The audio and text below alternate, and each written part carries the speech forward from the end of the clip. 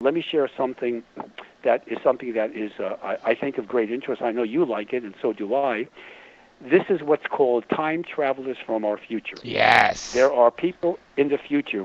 I call them chrononauts. Think of it like an astronaut, except chrono means time. And these are people from the future that actually master time travel from the 31st to the 50th century, and they come back in time, and they have actually given us our technology that we have today. Think of it logically for a moment. The raw materials of the earth have been around for millions of years, okay? In fact, there were more raw materials years ago.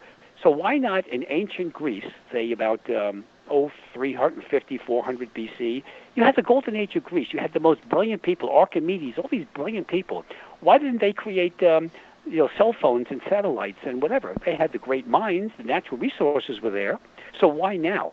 Why? Because over especially the last 100 years minimum, but going back in time, it goes back thousands of years, we've had a lot of ET contact and time traveler contact.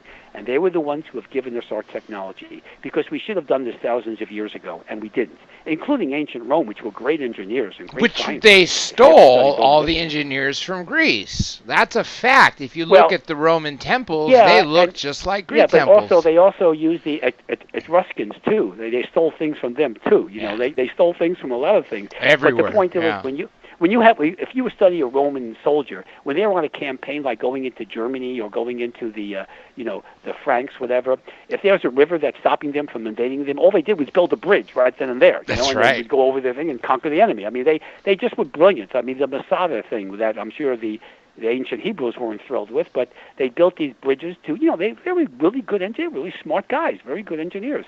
And medicine, too, if you study the history of medicine, they had surgeons that were doing all kinds of abdominal surgery and all kinds of intimate techniques that were done 2,000 years ago.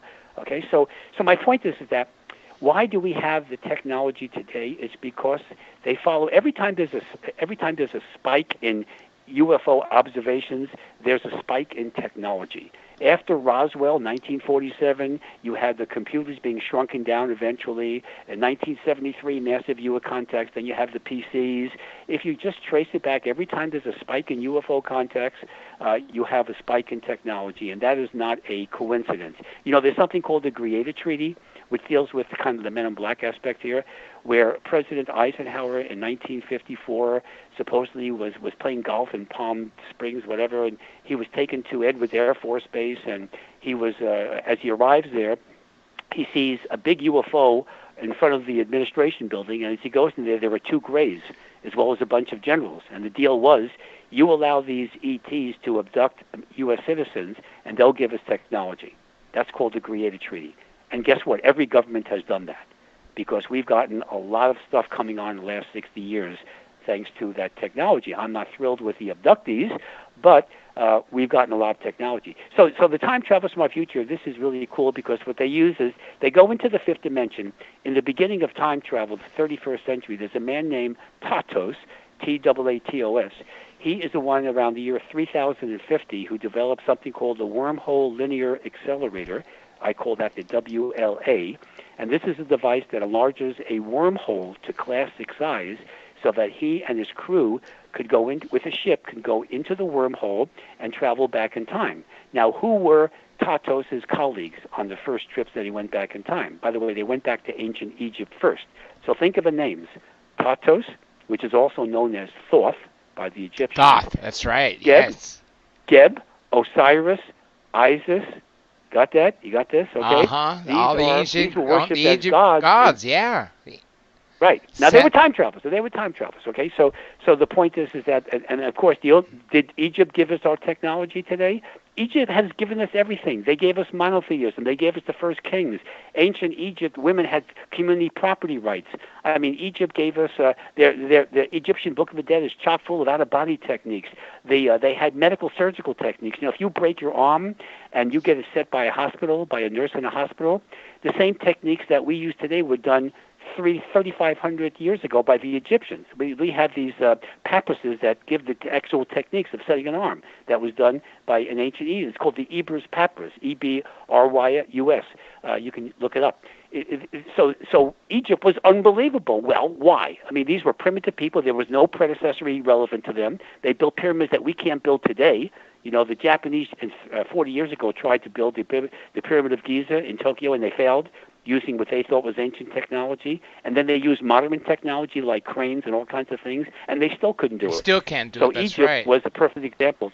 Egypt was a perfect example of technology, and they came from nowhere. They were nothing but hunter-gatherers. We have no predecessory civilization, and all of a sudden you got a pyramid. You got 60 pyramids. I was going to say, so you got more than one, yeah. Well, you got about 60, plus the Sphinx also. I mean, what Egypt gave us, most of what we look for in Western civilization today indirectly comes from Egypt, interestingly enough. So we owe them a lot for that. I mean, you know, it was a great civilization. So my point is that, so time travel, so now this is the fun thing. So they travel back in time. Unfortunately, when you travel back in time through a wormhole linear accelerator, you actually cause a tear in the fabric of space-time, which is why you have weird weather situations. I mean, you're going to have earthquakes and tsunamis and tornadoes occasionally, but you get these like crabs falling from the sky, you know, you get all these weird Fortean phenomena, you know, Charles Fortean phenomena. Those things really, no one can explain them, but they're due to tears in the fabric of space-time. But now here's the good news.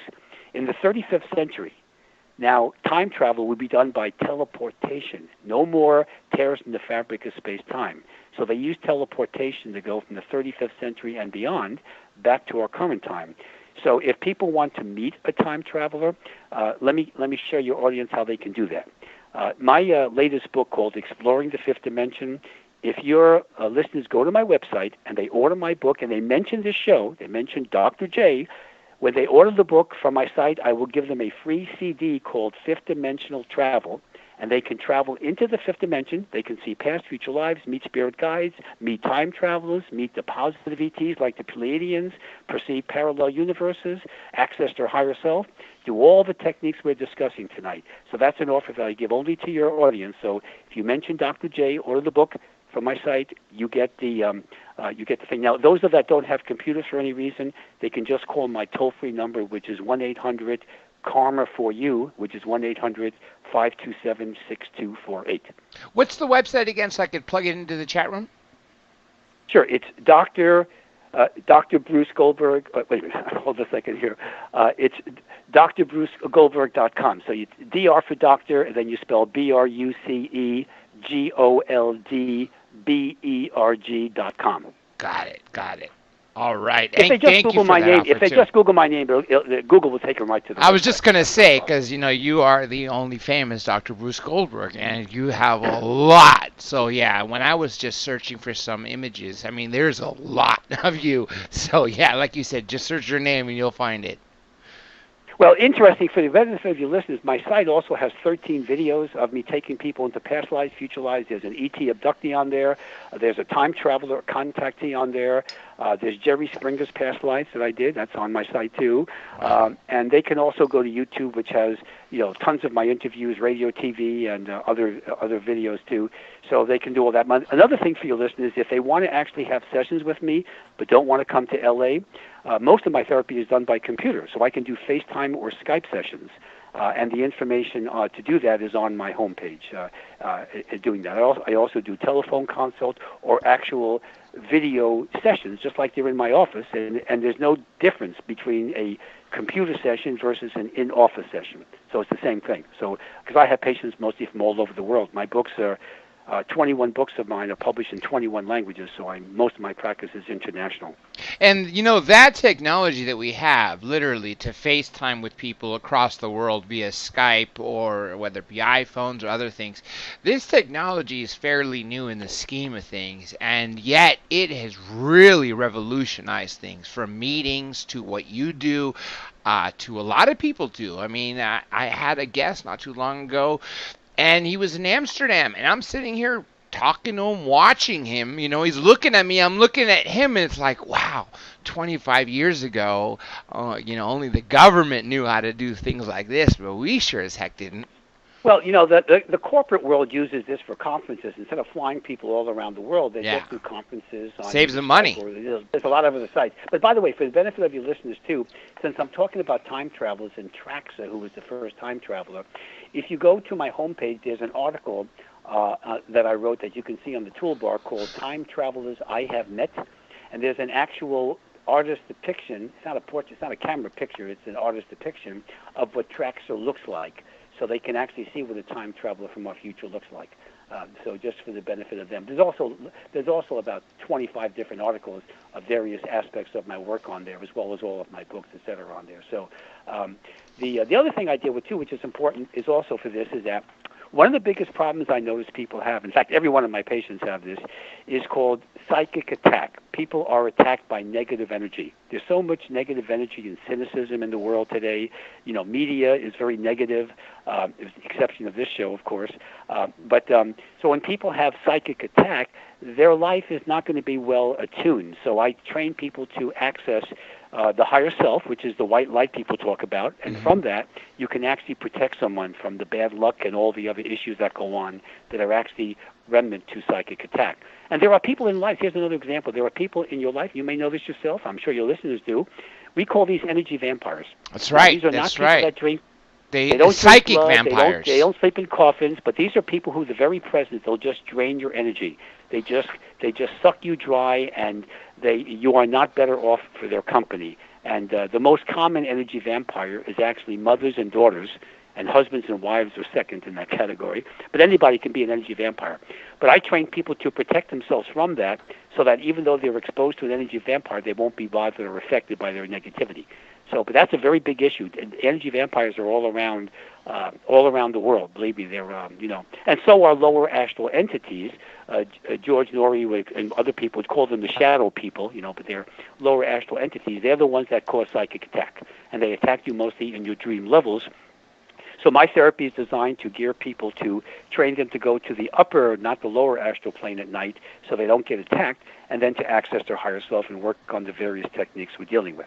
By the way, would you like to know some of the technology of the future? Absolutely. Would you like to know what's going to happen in 1,500 years? Yes, okay. Please. So in the future, these are examples of this. In the future, you're going to have certain devices that are set up, which are really kind of cool. One is called the Alpha Syncholarium. So what is the Alpha Syncholarium? This is a device that looks like an isolation tank. It sends energy signals to the body along with various sounds. The body is de-stressed, and our DHEA production is increased. That eventually becomes a sex hormone to such a level that the average lifespan is between 500 and 900 years in the future. Wow. Okay, how's that? And that makes sense because, I was just speaking to somebody, and I mentioned the fact that we essentially are adolescents until we hit, 60 or 70, and then not too long after that we pass away. What if we lived to 300, 400, 700? We really would be full of wisdom because it takes decades of life experience for us to really learn things. Right, and also let's not forget, if you go back into the Old Testament, how come those old patriarchs lived to be like 800 years like old? Moses, right? Noah. Well, no, not Moses. Adam and Methuselah. Moses did not reach 900. Trust me, he was about 120. But the point is that these patriarchs from the Old Testament were very old. Okay, and we're talking hundreds of years old. Another device is called a food simulator. It looks like a microwave, except your thought creates any meal you want, and you don't gain weight, so you can have the proverbial chicken sandwich or whatever you want, and you never gain an ounce, and the food is very nutritious. There's also something called the Anti-Gravity Amusement Park. It's like a Disneyland. It's called the Land of Tatos. It's dedicated to the first-time traveler. It floats several thousand feet above the earth, and it's a force field protects it, so it surrounds it so that you can actually go into that amusement park and go back in time. So it's sort of like you take the family, go back to the Renaissance for the afternoon, So that's called the Land of Tatos.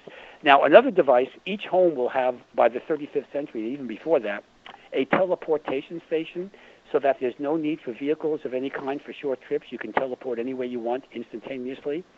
And then there's a holographic relaxation center. It's sort of like the holodeck on Star Trek, so people can actually, if they don't have the time and wherewithal to travel on a vacation, but they want to take a few hours off and relax, they can go to Tahiti or whatever they feel comfortable, and like a virtual kind of reality kind of thing, except they can actually physically be there.